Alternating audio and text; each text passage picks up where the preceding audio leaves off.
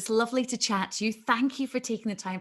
I know you're busy, but my Yeah. goodness, I mean, how have you written so many books about your life? You've done so much, and we've got another book out, and it's just everyone is absolutely loving it. Oh, well, that's great. That's lovely. I think that, well, the honest answer to that is that it wasn't in my mind at all. But I was approached by the publishers who, uh, uh, after a year or two, uh, and because of the success of the other book, they said, "Why didn't you write another book?" And I said, "Well, I can't. I've done it. I've said everything. It's in the other books. If you want to know anything more, go and read those books." And he said, "No, but there must be something that you haven't sort of touched upon. Why don't you talk about something like lessons that you've learned through your career?" And I thought, yeah, all right, well, I'll think about it. And then one day, if you've read the book, I suddenly remembered that story of because I've the sorry, I'm jumping, but I'm trying to preserve the story of the grapefruit tree. Right. And I thought, well, that's rather amusing. I mean, how many people can tell that sort of? So I started to write it, and then that led on to my time in the West End in No Sex, Please, We're British. And then I started. Then I went back and sort of went, well, where was I doing before that show? And so I suddenly realised that I had got quite a lot to say that excuse me, that people might be interested in. So I then set about trying to, fill a book up with little sayings like, "Conata per facere," which is my logo on my coat of arms, if I may impress you. I try to impress all the good-looking women with that, and they go, "Yeah, no, what do you mean? I have no idea what you're talking about." Sounds So good though, doesn't it? yeah, it does. Yeah. And sometimes it works, but nine times out of 10 doesn't. But it means to achieve what one attempts. So that's a little logo. And then you say, well, what does that mean? And it means that, if you've got these little sayings that help you through life's journey, it might be useful. So that's sort of how it all started to come together. And Well, so here it is. no, it's great. And do you know what? Reflecting back on so many great shows that you've done as well. There's one in particular, Only Fools and Horses, which by the way, my entire life growing up, when we were at home, every Christmas, the entire family would actually schedule Christmas around Only Fools and Horses. True, wasn't it?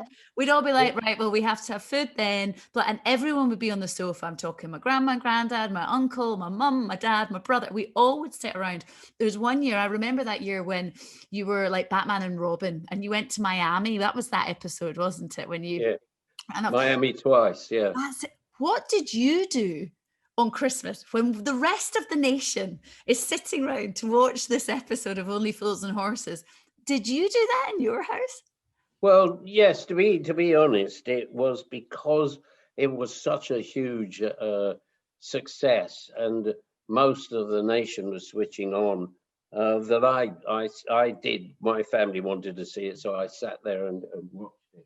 And one of the things to do remember about that, at the height of its uh, fame, because there were only about three channels, I seem to remember then. You've got hundreds now.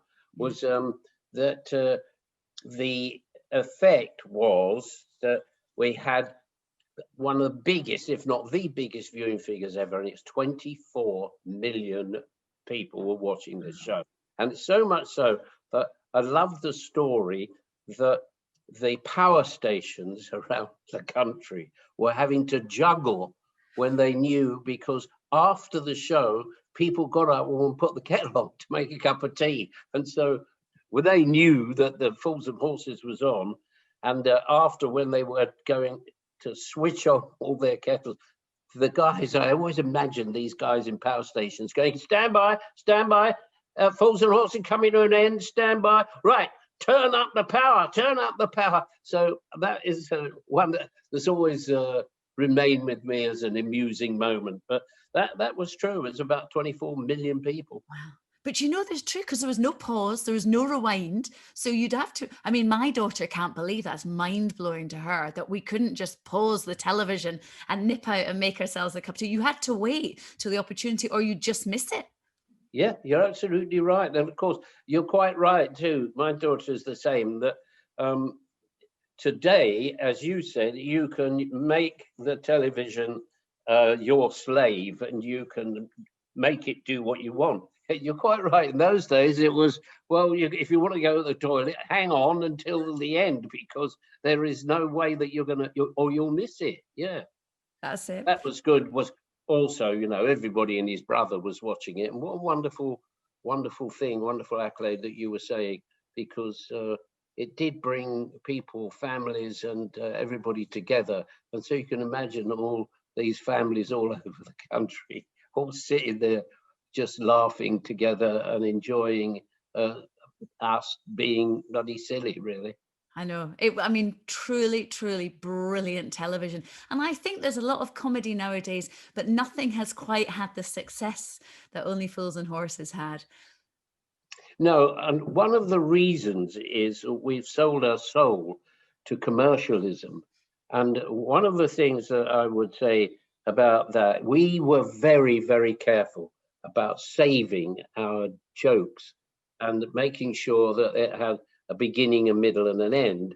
And one of the things that I would reflect on that is that today they can't help but give away the end of the joke.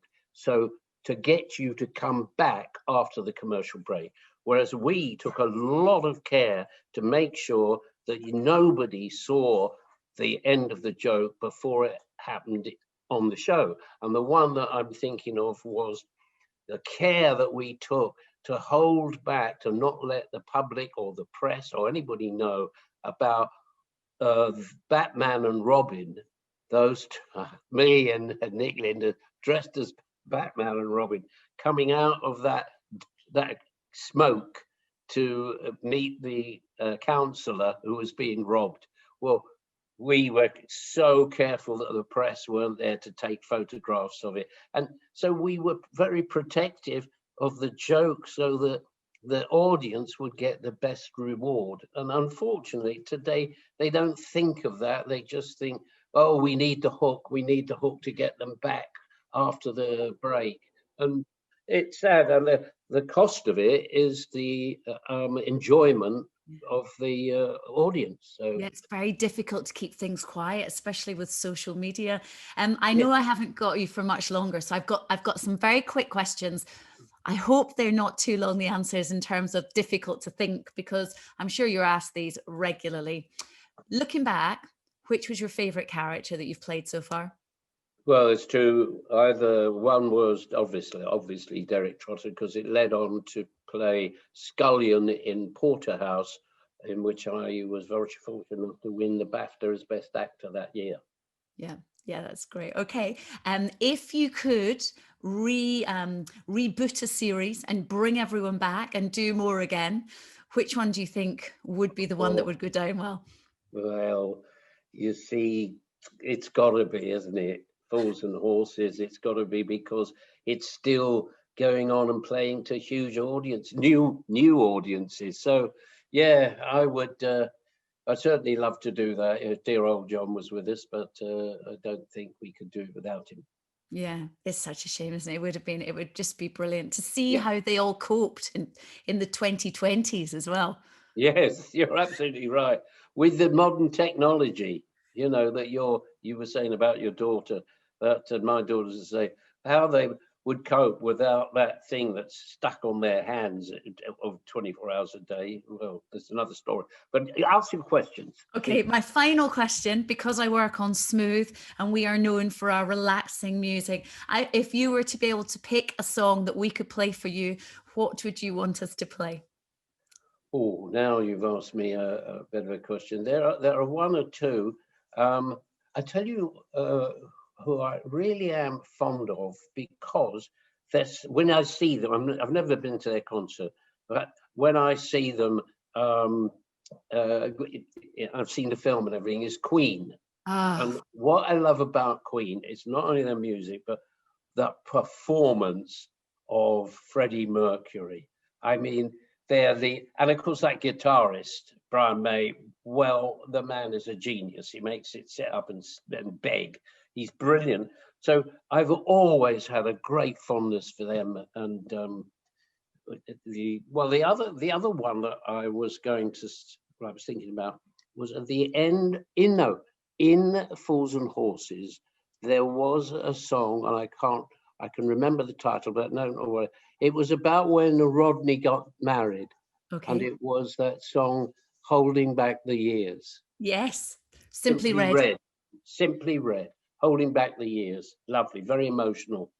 Well, I think we could probably cover both those bases for you, David Jason. Brilliant. Anything. Thank you so, so much. It has been such a joy to chat to you today. Even though we're not together, it feels like we are, because it is funny how you kind of get carried away with this, don't you? You might not be sitting opposite each other, but it feels like that. So thank you. Yeah, well, that's because you're very easy and nice and easy to chat to. And I think I can see your nice picture, and it looks like you are here in the room. And thank you very much, Jenny. It's been a pleasure. Okay, a pleasure to you too, and good luck with the book.